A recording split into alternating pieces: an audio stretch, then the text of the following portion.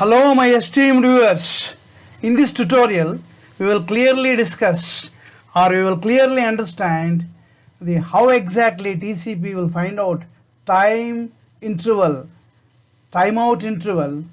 which is used in deciding whether to send the new packet or not in case of SR protocol.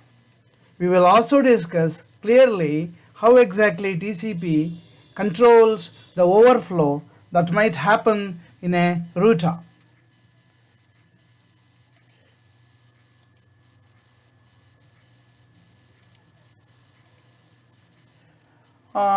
TCP estimates the round trip time between the sender and receiver before it takes into account the timeout interval or before it determines timeout interval. This is accomplished by studying the previous movement of the packet of the segment, and it determines the sample RTT. The sample RTT, round trip time, is of a segment is the amount of time between the segment is sent and when an acknowledgement for the same segment is received. We should understand here that sample RTT varies from packet to packet because of various attributing factors. Typically, the varying delay, that is queuing delay, which is variable, is one of the culprits. The other things may be long queues or congestion that might happen in between. At any point in time, the sample RTT is being estimated for only one of the transmitted but currently unacknowledged segment, leading to a new value of sample RTT approximately once in every RTT.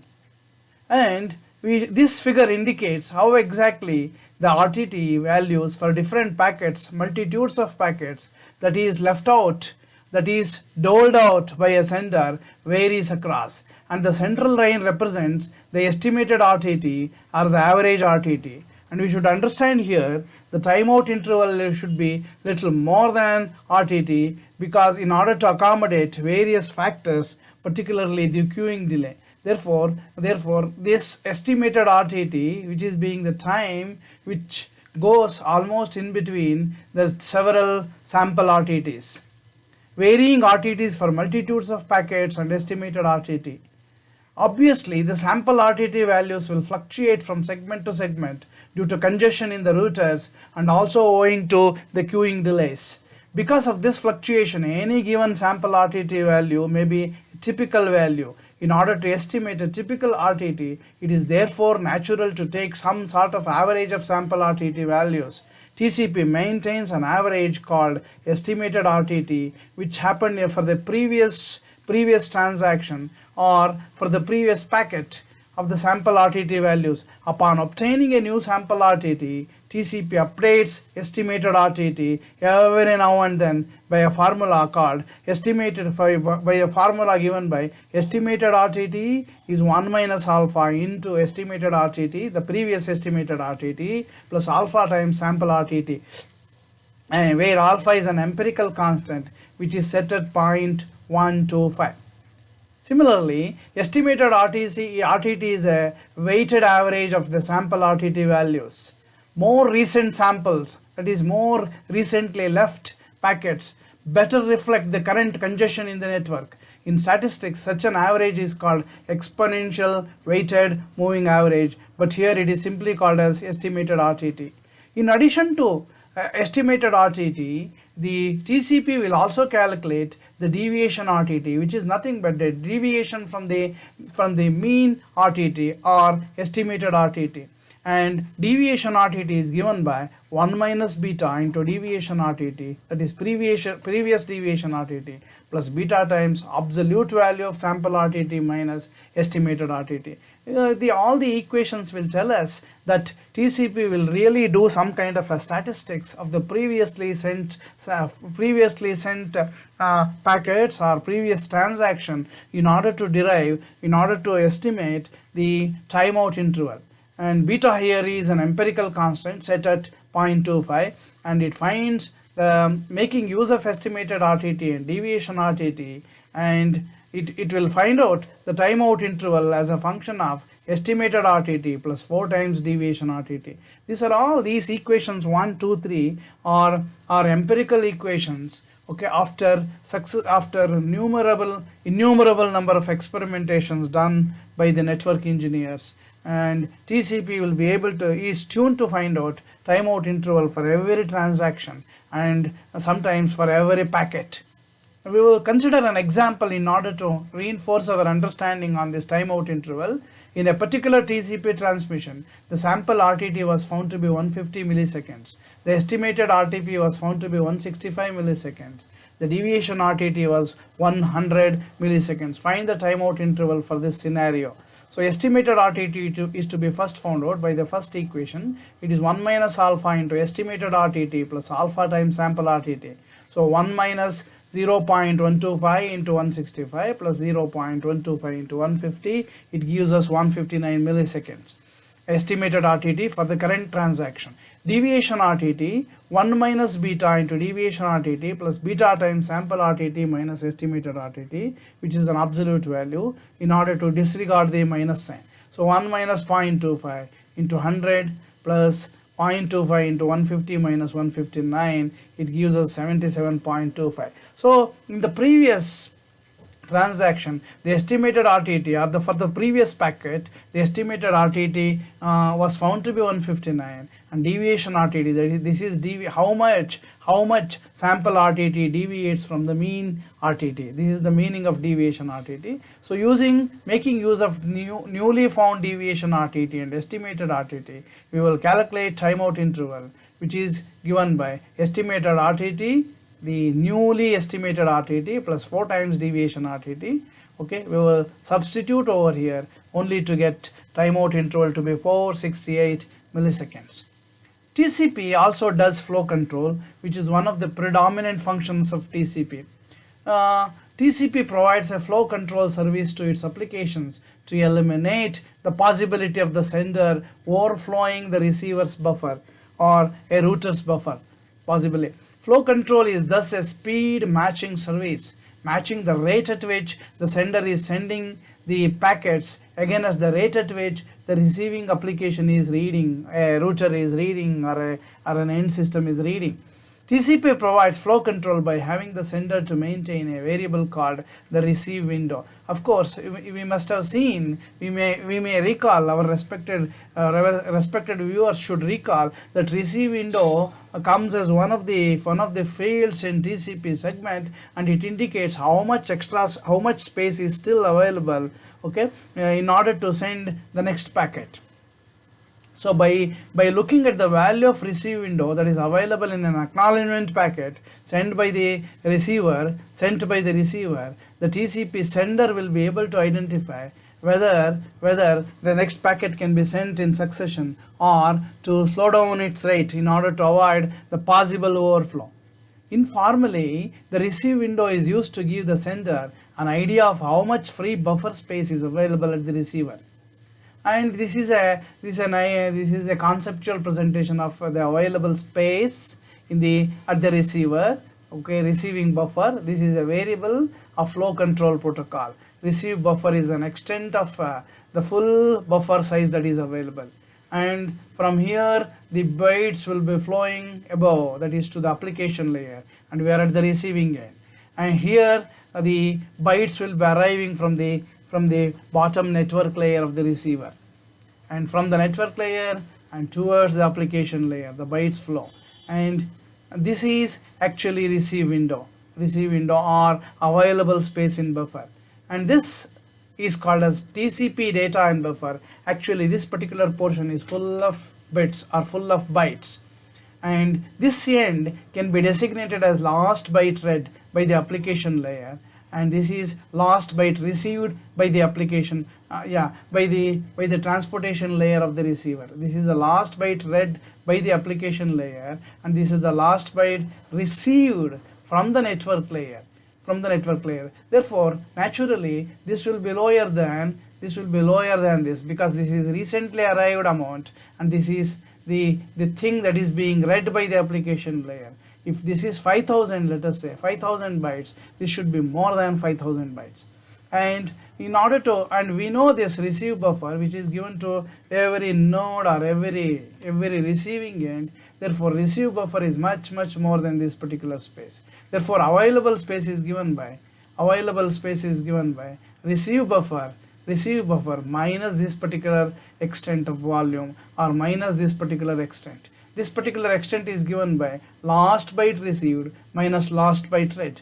So last byte received, which is much more than last byte read by the application layer of the receiver. So last byte received minus last byte read will give us this particular stretch, this particular amount. And when we subtract the total volume of buffer available minus the space that is being filled by the bytes which have been recently arrived, then we will get the receive window size. And this is what the receiver will maintain two important variables, that is last byte read, the number of the last byte in the data stream read from the buffer by the application process in the receiver. Last byte received is the number of the last byte in the data stream that has arrived just now from the network layer and has been placed in the receive buffer at the receiver. Because TCP is not permitted to overflow the allocated buffer, the receiver must have last byte received. This is a big value when compared to this last byte read. Therefore last byte received minus last byte read must be definitely lesser than or equal to receive buffer. And we can go back over here once again to understand this. Okay, last byte received may go up till here. Okay, if the fastness of the sender increases to the highest maximum, so last byte read may be somewhere over here, and last byte read is somewhere over here, and last byte received is somewhere over here. Anyway, the numerical difference between last byte received and last byte read should be always lesser than or equal to receive buffer. When it is equal to receive buffer, the entire buffer will be filled. When it is less than receive buffer, there is some space that is left for the sender to push few more packets. Therefore receive window is given by receive buffer, the magnitude of the entire buffer that is given for a receiver, minus last byte received minus last byte read. This will give us the volume of bytes that is available in the buffer. Okay, when it is lessened with the total space, what we get is receive window, and this is reflected in every acknowledgement packet. And the sender will maintain, on the other hand, two variables. One is last byte sent and the last byte ACK, which have obvious meanings. This is much more than this one. Okay, so if the numerical difference last byte sent, let us say if it is 20,000, last byte acknowledged must be, let us say 10,000, then 20,000 minus 10,000 is the amount of bytes that is either in the pipeline, either in the channel, or which might have gone to the receiving end. Anyway, the sender keeps track of these two variables, that is last byte sent and last byte ACK, which have obvious meanings, of course. The difference between these two variables, that is last byte sent, just now sent by the sender, and last byte acknowledged, the numerical difference between them will represent the amount of unacknowledged data that the sender has sent into the channel or into the connection. By keeping the amount of unacknowledged data less than the value of the receive window, that is, sending host is assured that it is not overflowing the receiver buffer at the receiving host. I repeat, keeping this particular difference, last byte sent minus last byte acknowledged, which is nothing but the amount of byte that is still available in the channel, this difference, okay, should always be less than or equal to receive window size that is available at the other end. If any case this difference exceeds receive window, overflow will happen at the receiving end. So last byte sent, so sending host is assured that it is not overflowing the receiving buffer at the receiving host if and only if last byte sent minus last byte ACK is always lesser than or equal to receive window. We will take an example to understand how exactly whether it is required to provide a flow control in this particular example. Receive buffer available at the receiver is 12,000 megabytes. This is the total capacity of the buffer provided at the receiving end or at a node. The last byte read is 6000 MB. Just now the application layer of the receiver has read 6000 megabytes. The last byte received just now from the network layer of the receiver is 9500 megabytes.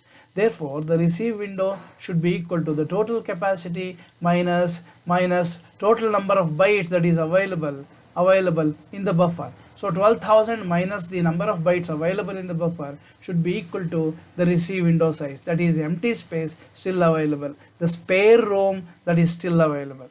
On the other hand, at the sender, if the last byte sent is 15,000 megabytes, okay, it's already sent. Last byte AC keyed is 6,000 megabytes.